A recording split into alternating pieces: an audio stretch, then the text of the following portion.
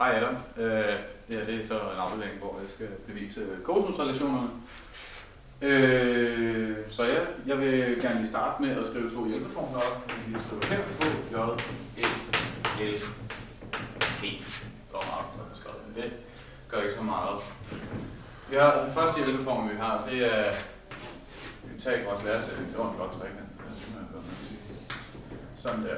I en retvinklet trekant, der siger reglen, at A i anden plus B i anden er lige C i anden.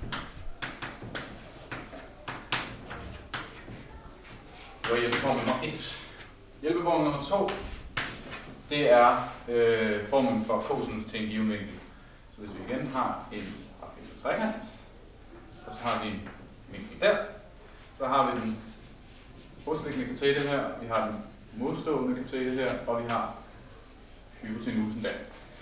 Og det formlen så siger, det er, at kosinus til en vinkel, til vinkel V, som vi har her, er lige med brystliggende katete delt med hypotenusen. Sådan der. Den kommer vi til at bruge lidt senere. Vi starter faktisk med første her allerede inden. Godt så. Så nu kan jeg så gå i gang med beviset herovre. Bevis. Til at starte med, så tegner jeg en vilkårlig spidsvinklet trekant. Ja, nu bliver det lidt skævt. Sådan. Den her ramme giver vi lige, kalder den A, B, C, og så har vi en lille A, og en lille B, og en lille C. Den her trekant, den har også en højde. Jeg kan ikke gøre lige noget andet, så man bedre kan se det. Sådan der. Sådan der. Ej, det burde faktisk være omvendt. Ja, jeg redder lidt i det, men det kommer nok. Godt så. Kalder vi den her. Og det står at se. Så har vi højden her. Og så er der nu, der hvor højden den rammer grundlinjen, eller lille b. Det er jo faktisk en opdeling, så vi har to trekanter, og så det jeg gør lige om lidt, det er, at jeg bruger de to trekanter. Så først så kan man sige, at den ene halvdel af kateten den ene del, det er ikke en halvdel nemlig. Den ene del af kateten kalder jeg x, sådan der, og den sidste del kalder jeg for b minus x. Godt så. Det jeg så gør nu, det er, at jeg bruger min første hjælpeformel for Pythagoras læresætning på den venstre trekant, den kan vi kalde V, store V, jeg ved ikke, for venstre, og H for højre. Godt så. Step nummer 1. Pythagoras på trekant V, altså venstre trekant. Det vil altså sige, og det er jo sådan, at den siger AN plus BN lige til AN. Det vil så sige, at det er kateterne i anden giver hypotenusen i anden, og kateterne det er x, det vil så være i anden, plus h i anden er lige med c i anden. Og så får jeg en rigtig god idé, der hedder, at jeg får lyst til at isolere h i anden.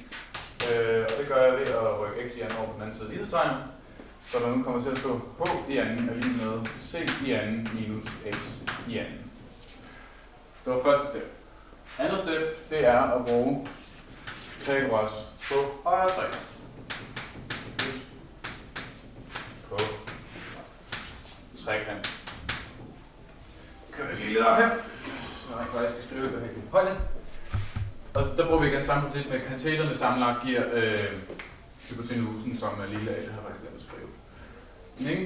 Den ene katete, den korte katete kan vi kalde den, den hedder b minus x, så der skal stå b minus x i en parentes i anden, så parentes start b minus x, parentes slut i anden, plus h i anden igen, er lige med a i anden.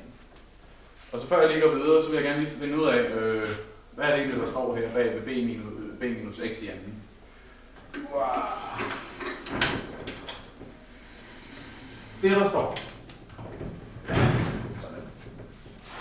det er, der står parentesen i anden, så der står faktisk parentes start b minus x, parentes slut, parentes start b minus x. Og der er et usynligt gangetegn her mellem de to parenteser. Og det man så gør, er, når man sætter noget i anden, det er, at man ganger det med, så ganger man de to, når man ganger to parenteser med hinanden, så ganger man b med b og b med x. Og b med minus x, det er minus x. Og en gang minus x med b, og en gang minus x med minus x. Og det giver b i anden, fordi b gange b, det giver b i anden. Og så giver det 2bx, fordi vi har, det giver minus 2bx, fordi vi har minus x gange b. Det giver minus bx, og vi har b gange minus x, det giver også minus bx. Så det vil altså sige, at vi har 2 minus bx'er. Jeg skal skrive minus i lighedstegn der. 2bx. Og så har vi minus x gange minus x, det giver x i anden. Fordi minus gange minus giver plus. Giver plus. Og det sætter vi så ind i vores lille udregning her, i stedet for parentes start b minus x, parentes slut i anden. Så der nu kommer til at stå, nu skal jeg finde det stadig kan skrive det her, b i anden, hvis det streger, så det bliver overskueligt, minus 2bx plus x i anden, plus k i anden er lige med, hvad var det, a i anden. Og det man så skal huske her, det er, at det her, det er en katedral.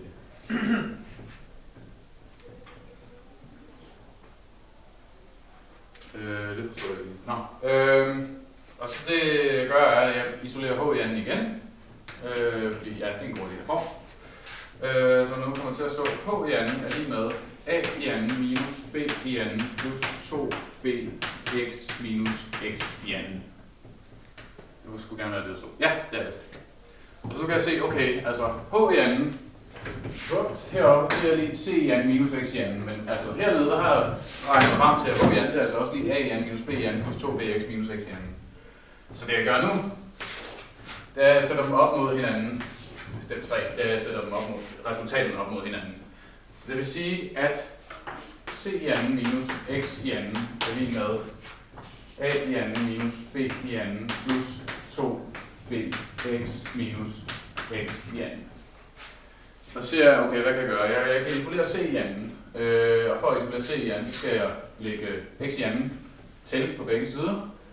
Så der nu kommer til at stå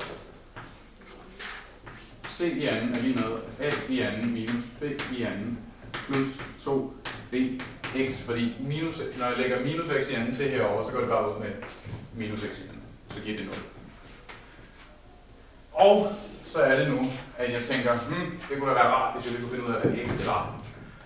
Og for at gøre det, så bruger jeg nu min anden hjælpeform, altså formen for cosinus til en given vinkel. Og den siger så, og så kan jeg se, okay, vi har altså en katete her i venstre trekant, der hedder x. Så tænker jeg, og så, cosinus til vinklen, det er den brudliggende katete, som så faktisk er x, delt med hypotenusen, som er c.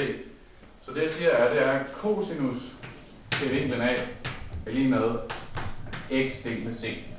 Og jeg vil meget gerne have lov at finde x, så det jeg gør, er at jeg ganger med c på begge sider. Så der nu faktisk står, hvad x er. Det er c gange cosinus til vinklen a er lige med x. Og så sætter jeg c gange cosinus til a ind på x's plads i stedet for i min ligning herovre. Så der nu står, håber jeg lige, at jeg kan få lidt mere plads. Kører lige den her vogn væk. Sådan der. Så der nu står c i anden er lige med a i anden minus b i anden plus 2b. Og så i stedet for x, så skriver jeg c gange cosinus til a. C gange cosinus til a. Det var femte step. Og nu kan jeg faktisk gå i gang med beviset. Jeg gør, at jeg lige kører den her lidt op. Fordi version, jeg kører den lidt ned igen, så kan jeg rent faktisk se ligningen. Version, det viser for, det jeg kalder version 1. Det er, vi har vores ligning c i anden med a i anden minus b i anden, hvad var det jo, plus 2bc gange cosinus til a. Jeg får sådan en idé, okay, jeg vil gerne lige se, hvad jeg kan gøre med den her. Så jeg får først den idé, at jeg rykker a i anden minus b i anden over på venstre side i lighedstegnet. Så jeg kommer til at stå c i anden minus a i anden plus b i anden er lige med 2bc gange cosinus til a. Så kan jeg godt se, det begynder at ligne noget nu. Og så vil jeg gerne isolere cosinus til a, og det gør jeg så ved at dele med 2bc på begge sider af lighedstegnet. Sådan der. Og så kan jeg jo se, okay, de gør sig ud med hinanden herovre. Så det, der til sidst kommer til at stå, skal lige lade den her pil her. Det, der til sidst kommer til at stå, det er faktisk version 1 af kursusrelationen. C i anden minus A i anden plus, det var grimt B, jeg lige lavede der. B i anden, delt med 2 BC er lige med cosinus til A. Sådan. Det var version 1, så skal vi lige version 2. Der var lidt tunge her. Version 2. Vi har vores ligning, C i anden lige med A i anden minus B i anden plus 2 BC gange cosinus til A. For en rigtig god idé nu, det er, at vi gerne isolerer A i anden. Så det, der kommer til at stå, det er C i anden plus B i anden minus 2 BC gange cosinus til A, og lige med A i anden. Skal vi se, om det var rigtigt, det jeg sagde. Plus B i anden, ja, minus, yes, det er rigtigt. Det vi så kan se her, det er faktisk, at det er version 2 af cosinusreduktionen. Det er hermed bevist.